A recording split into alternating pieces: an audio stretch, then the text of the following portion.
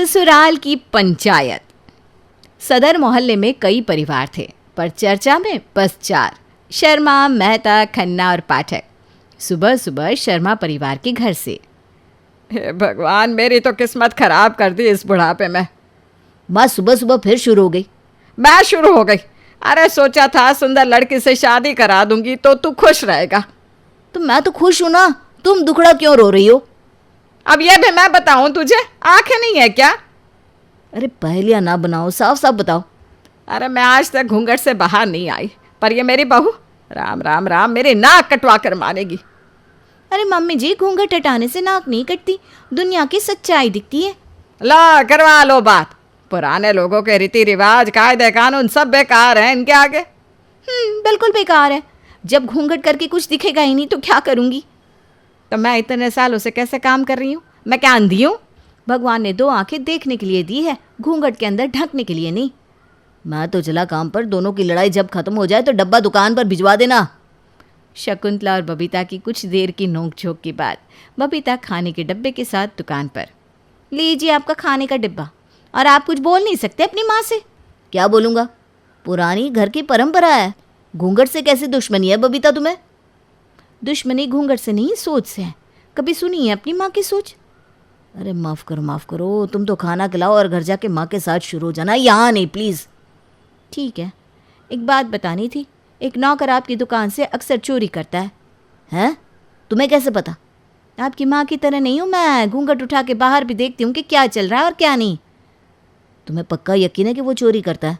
हाँ जी, और आज तो वो लाखों की चीज़ चुरा कर अपने बैग में छुपा लिया है। ठीक है, तुम घर निकलो, मैं देखता हूँ उसे। रोहित का नौकर दुकान से 3 लाख का सामान चुरा कर घर जाने वाला था। रोहित ने उसे पकड़कर पुलिस के हवाले कर दिया। बबीता सच में मैं बहुत खुश हूँ, तुमने मेरा 3 लाख का नुकसान होने से बचा लिया। मैं नहीं बचाऊंगी तो और कौन बचाएगा, जो दिन भर घूंघट में रहता है? अरे मैं हैरान हूँ, तुमने आखिर पता कैसे लगाया कि वो चोरी करता है दुकान में? अरे तुम्हारी माँ की बात सुनती ना तो तुम अब तक लूट जाते। मैं तो अक्सर घूंघट उठा कर जाती थी तो उसे सामान चुराते हुए देख लेती थी। बहुत बड़ा तीर नहीं मारा है। सामान से ज्यादा महंगा औरत का सम्मान और उसकी इज्जत होती है। माँ, आप ना घूंघट में रहकर अपनी इज्जत और सम्मान बढ़ाओ। अरे तुझे कभी समझ में आएगा भी नहीं। मत मान मेरा कहना, मेरी तो रोज नाक कटी रहती है और कटती रहेगी। एक तरफ शर्मा जी के यहाँ घूंघट की लड़ाई का सिलसिला चलता रहा, वहीं पड़ोस के मेहता जी के यहाँ। ए सुप्रिया बहू, नाश्ता लगा दो। सुप्रिया बहू, मेरी आवाज आ रही है क्या? और ये आवाज कहाँ से आएगी? हमारे बेटे ने तो हमारे कलेजे पर इसे छोड़ दिया, ऊपर से एक टुनटुना और हाथ में दे गया।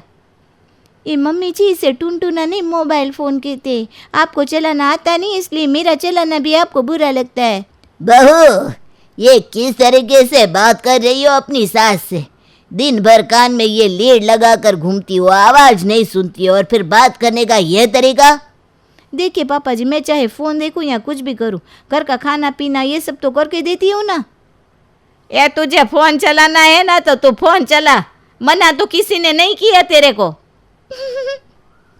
आपको ऐसा लगता है कि आप फ़ोन चलाने से मना करोगे और मैं मान जाऊंगी? ये फ़ोन हर वक्त अच्छा नहीं होता। जिस दिन तेरा नुकसान होगा ना, उस दिन हमारी बातें समझ आएगी। सुप्रिया के फ़ोन पर एक लिंक आता है जिसके ज़रिए सुप्रिया के साथ 20,000 का फ्रॉड हो जाता है। ये भगवान, मैं लूट गई, मैं बर्बाद हो गई। आखिर अपनी जिद में इस लड़की ने 20,000 का नुकसान करवा दिया। शांत हो जाओ, जो होना था वो हो गया, अब पैसे वापस तो आएंगे नहीं। अरे मैं तो कह के थक गई हूँ कि इतना फ़ोन चलाना सही नहीं है, पर मेरी एक नहीं सुनती है। एक तरफ सुप्रिया को नुकसान के बाद भी फ़ोन चलाने की आदत नहीं गई, दूसरी तरफ खन्ना परिवार में सास, जेठानी और देवरानी की खटपट शुरू। अरे माँ जी, जेठानी जी को चोट लग गई है, खून निकल रहा है, हॉस्पिटल लेके चलना है, जल्दी चलिए ना। जरा सी चोट पर हॉस्पिटल नहीं जाया करते, हल्दी लगा दो, खून अपने आप रुक जाएगा। देवरानी तुम कुछ भी लगा दो, ये सासू माँ ना किसी भी चीज़ के लिए दवाई तो दिलाने से रही। हाँ, सासू माँ क्यों बोल रही हो? सासू कसाई ही बोल दो। तुम्हें तो लगता है जैसे मैं हिटलर हूँ।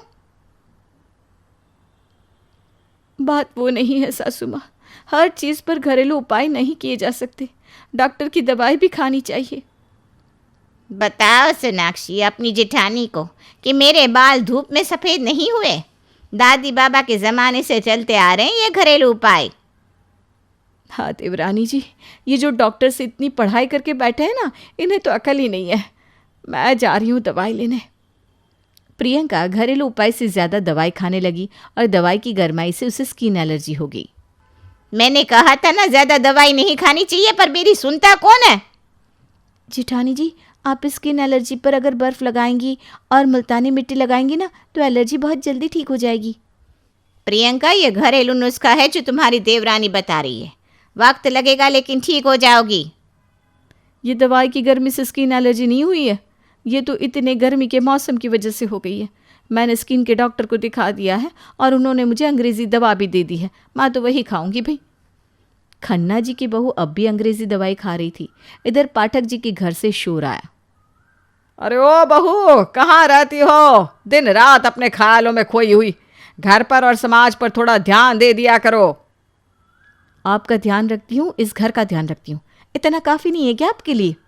अगर तू 4 लोगों से बात कर लेगी, उनसे बोलेगी, तो वो तुझे खा नहीं जाएंगे। वो खाएं या ना खाएं, वो मेरे किसी काम तो नहीं आएंगे। देख बहू, मुसीबत के वक्त लोग ही काम आते हैं। किसी से बनाकर नहीं चलेगी ना, तो कल कोई साथ नहीं देगा। आप ही बनाकर चलो इनसे।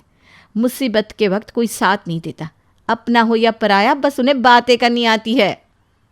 अकेले रहने से मानसिक तनाव बढ़ता है और घुलने मिलने से 10 तरह की बातें पता चलती है। ना तो मैं तनाव में जा रही हूँ और ना ही आप इस घर से कहीं दूर जा रही हैं, इसलिए मुझे अकेले रहने दीजिए, उसी में सबकी भलाई है। सरला एक दिन सत्संग में जाती है और गौरी के घर चोर आकर गौरी को बांधकर चोरी कर जाती हैं। बहू, क्या हुआ? सब ठीक तो है ना? तुझे यहाँ ऐसे किसने बांध दिया? ये सब कैसे हुआ? मैं रसोई में काम कर रही थी। आपके जाने के बाद गेट भी नहीं लगाया था, तो 2 चोर घर में घुस गए और उन्होंने मुझे बांध दिया और कुछ गहने भी चुरा कर ले गए। और तुमने किसी को आवाज़ नहीं लगाई? लगाई थी, पर किसी ने मेरी आवाज़ ही नहीं सुनी। शायद किसी को समझ में नहीं आया होगा कि मैं मदद के लिए बुला रही हूँ। अगर तुमने सबसे बना कर रखी होती ना, तो एक आवाज़ में सारे आ जाते। मेरे आवाज़ लगाने से देखो कितने लोग आ गए। जी, और यहाँ से जाने के बाद अब ये पूरे मोहल्ले में बस बातें फैलाएंगी और कुछ नहीं आता इन्हें। गौरी तो सरला की बात नहीं मानती, पर हर रविवार मोहल्ले में ससुराल की पंचायत तो लगती थी, जहाँ सास और बहू एक दूसरे की शिकायत करते। सुषमा जी, मैं तो तंग आ गई अपनी बहू को समझाते समझाते। एक औरत का सम्मान और उसकी मर्यादा क्या होती है। मैं भी परेशान हो गई हूँ। ये घूंघटी बस औरत का सम्मान बढ़ाते हैं क्या?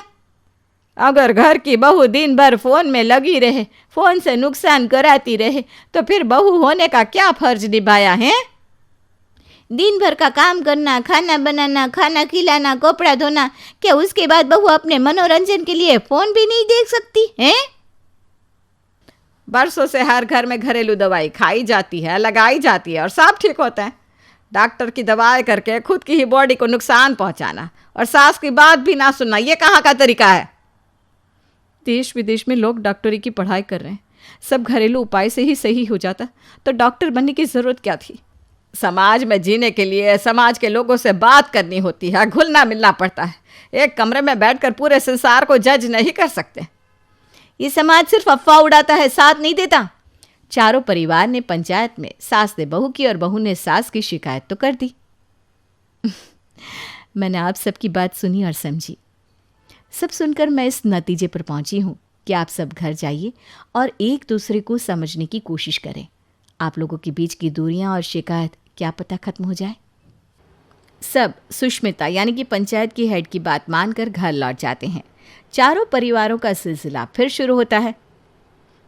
बहू, मैं रोहित के साथ बाजार जा रही हूँ। दरवाज़ा बंद कर लो और कोई भी घर आए तो घूंघट करके ही दरवाज़ा खोलना। अब फिर शुरू हो गई। आपकी ये घूंघट की सलाह मानती ना, तो आपके बेटे के 3 लाख रुपए कभी नहीं बचते। बहू, तुमने लाख रुपया बचाए, पर यह घूंघट इज्जत बचाता है। ठीक है, जाइए, आप संभालूंगी मैं। शकुंतला और रोहित के घर से निकलते ही दूध वाला आया। बबीता बिना घूंघट के दूध ले रही थी। भाभी जी, कितने खूबसूरत है आप। क्या हुस्न है आपका। एक बार घर में आकर और करीब से देखूं क्या आपको? ये क्या बदतमीजी है? बरसों से घर में आते हो और इस तरह का व्यवहार कर रहे हो। अब इतनी सुंदर औरत हो तो कैसे रोका जाए खुद को? अरे शर्माइए मत, गुस्सा मत करिए, थोड़ा करीब से देखने तो दीजिए। दूध वाला इससे पहले कुछ कर पाता रोहित और शकुंतला घर पहुंच जाते हैं। रुक जा दूध वाले, तेरी तो पुलिस में मैं कंप्लेंट करता हूँ। सारी उम्र जब जेल में सड़ेगा ना तब अकल ठिकाने आ जाएगी। बहू ठीक तो हो ना तुम? कुछ किया तो नहीं ना उसने? मम्मी जी मुझे माफ़ कर दीजिए, मुझसे गलती हो गई। मैं समझ गई कि आप मुझे दुनिया की इस गंदी और घटिया नज़र से बचाने के लिए गुस्सा होती थी। बबीता को अपनी गलती का एहसास तो हो गया था। वहीं पड़ोसी मेहता जी के घर। अरे कोई दान दे दो बाबा, इस गरीब को कुछ खाने को दे दो, भगवान तुम्हारा भला करेगा। अरे बहू देख ले, कुछ खाने को पड़ा हो तो भिखारी को दे दे। ए सुन रही है क्या? अरे भगवान, आपकी बहू रानी कहाँ सुनती है, वो तो अपने फोन में लगी होगी। कमलेश दरवाज़ा खोलने के लिए एक कदम बढ़ाती है। इतने में सुप्रिया भागकर अपनी सास को रोक लेती है। ये मम्मी जी दरवाजा मत खोलिए, कुछ दिनों से इस शहर में ऐसे ही लोग भिखारी बनकर आते हैं और घर की लूटपाट करके चले जाते हैं। और तुझे कैसे पता ये सब? मम्मी जी ये मोबाइल में ना न्यूज़ भी आती है और मैं तो काफ़ी दिनों से ये न्यूज़ सुनती रहती हूँ और देखती हूँ। तो मुझे और अपने ससुर जी को भी दिखा दे न्यूज़। अगले दिन मेहता परिवार के 2 घर आगे वही भिखारी वहां के घर के लोगों को मारकर घर का सारा सामान लूट कर ले गए। अरे कमलेश, गजब हो गया। 2 घर छोड़ के जो पड़ोसी थे उनके यहाँ कुछ भिखारी आए थे खाना मांगने। जैसे उस दिन हमारे यहाँ आए थे, मैंने उन्हें छत से उस घर में जाते देखा था। हाँ पता है, वो भिखारी नहीं चोर थे। उन्होंने परिवार के सारे लोगों को मौत के घाट उतार दिया और वहां से चोरी करके भाग निकले। ये सुप्रिया बहू, तुमने बिल्कुल ठीक कहा था। मुझसे गलती हो गई, अगर तुम ना होती ना तो आज हम जिंदा ना होते। कमलेश तो समझ चुकी थी कि फ़ोन जान भी बचा सकता है। उधर खन्ना परिवार में सोनाक्षी बीमार हो जाती है। देवरानी, तुम्हें तो बहुत तेज बुखार है, चलो डॉक्टर के यहाँ चलते हैं। तो खुद तो इन डॉक्टरों का पीछा नहीं छोड़ती, अब अपनी देवरानी को भी उनके पीछे लगा रही है। उनका बुखार देखा है कितना तेज है? कौन से घरेलू उपाय से ये बुखार ठीक होगा? अगर इतनी फिक्र है ना तो ठंडे पानी की पट्टी कर दे, सारा बुखार उतर जाएगा। जिठानी जी माँ जी सही कह रही हैं, आप मुझे पट्टी कर दो, मैं सही हो जाऊंगी। दिन गुजरा, सोनाक्षी का बुखार अब तक नहीं उतरा। प्रियंका ने सोनाक्षी को आखिर डॉक्टर को दिखा दिया। प्रियंका जी, आपने इन्हें वक्त पे यहाँ लाकर बहुत अच्छा किया। इन्हें तो पीलिया हो गया है। क्या? मुझे पीलिया हो गया है? मुझे तो बस थोड़ा सा बुखार था। बहुत हैरानी की बात है, आपको ये भी नहीं पता कि ज़्यादा दिन बुखार रहने से वो बुखार पीलिया का रूप ले लेता है? नहीं डॉक्टर, मुझे ये बात पता नहीं थी। मैं आज तक अपनी माँ जी की ही बात सुनकर घरेलू उपाय करती थी। सोनाक्षी और प्रियंका बहू, मैं समझ गई, कुछ बीमारियों के इलाज डॉक्टर से ही करवाने चाहिए। घरेलू नुस्खे सब बीमारियों का हल नहीं होते। कुछ वक्त दवाई खाने के बाद और घरेलू काढ़ा पीकर सोनाक्षी बिल्कुल ठीक हो गई थी। एक तरफ दिलों की आग तो बुझ गई थी, पर दूसरी तरफ पाठक जी के घर में आग लग गई। अरे कोई है? बचाओ बचाओ, मेरे घर में आग लग गई, कोई फायर ब्रिगेड को बुलाओ, मेरी माँ अंदर है। दूसरों के सुख दुख में तो कभी गई नहीं, अपने घर में आग लगी तो बचाओ बचाओ कह रही है। ये कोई वक्त है क्या आपस में बात करने का? मैं नहीं आई तो क्या मेरी माँ भी नहीं आई? उन्हें तो आप बचा सकते हो। हाँ, आपकी सास के कारण तो हम यहाँ खड़े हैं, वरना आप जैसे घमंडी इंसान से बात ही कौन करना चाहता है? देखिए, मैं घमंडी नहीं हूँ, मैं कभी लोगों से ज़्यादा बात नहीं करती, इसलिए सबको लगता है कि मैं घमंडी हूँ। मैं आप सबसे माफ़ी मांगती हूँ अपने व्यवहार के लिए। पड़ोसी अपने जान को जोखिम में डालकर सरला को बचा लेते हैं। बहू, मैं ठीक हूँ। आज तुमने वो कर दिखाया जो मैंने कभी सोचा भी नहीं था।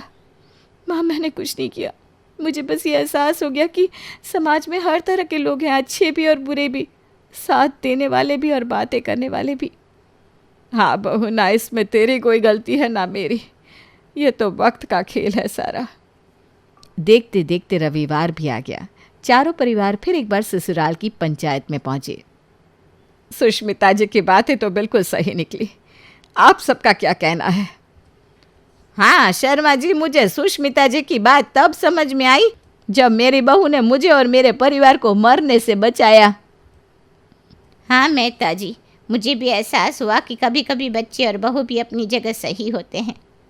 मुझे भी एहसास हुआ कि हमारे बड़े कभी कभी हमें जो राह दिखाते हैं, जो बातें बताते हैं, वो गलत नहीं होती बल्कि हमारे फ़ायदे के लिए होती है।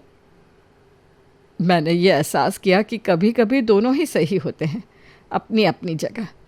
जैसे ज़मीन पर अंग्रेज़ी में 6 लिखने पर कोई अपनी तरफ से उसे 9 पढ़ता है तो कोई 6, पर होते तो दोनों ही सही है। चारों परिवारों ने सुष्मिता जी के आते ही उनसे पूछा। सुष्मिता जी, हम चारों परिवारों का एक ही सवाल है आपसे। आप सास है या बहू?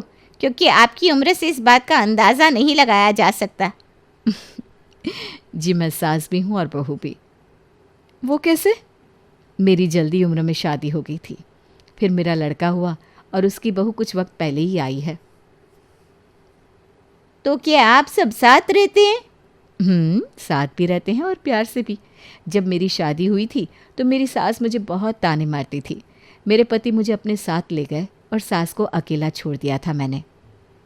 फिर साथ कैसे आए? मुझे हमेशा अफसोस रहेगा इस बात का कि मेरी सास को जब मेरी ज़रूरत थी तब मैं उनके साथ नहीं थी। मैं जब प्रेग्नेंट थी मेरे पति गुजर गए और उस वक्त मेरा साथ देने वाला कोई नहीं था। तो फिर आपने अकेले कैसे संभाला? अकेले नहीं संभाला। मेरी सास मेरे पास आई और मुझे अपने साथ ले गई। उन्होंने मुझे एक बेटी की तरह प्यार दिया। ये तो बहुत खुशी की बात है। पर जब मेरे बेटे की शादी हुई तो मुझे लगा कहीं मैं उन दोनों के बीच में ना आ जाऊं, इसलिए मैं उन दोनों को छोड़कर चली गई। हाँ, फिर वापस कैसे आई? मेरी बहू मुझे वापस लेकर गई। उसने कहा कि रिश्ते प्यार और डांट से निभाए जाते हैं, घर छोड़कर जाने से रिश्ते बिखर जाते हैं। उस दिन मुझे एहसास हुआ कि हर रिश्ता अनमोल है, बस उसे समझने की ज़रूरत है। चारों परिवार सुष्मिता की बातें सुनकर रो पड़ा। अब उनको ये एहसास हो चुका था कि रिश्ते हैं तो सब है, वरना कुछ भी नहीं। अपने ही अपनों के काम आते हैं। गुस्सा, प्यार, लड़ाई ये सब तो उम्र भर लगा रहेगा। परिवार एक हो तो हर मुश्किल आसान हो जाती है।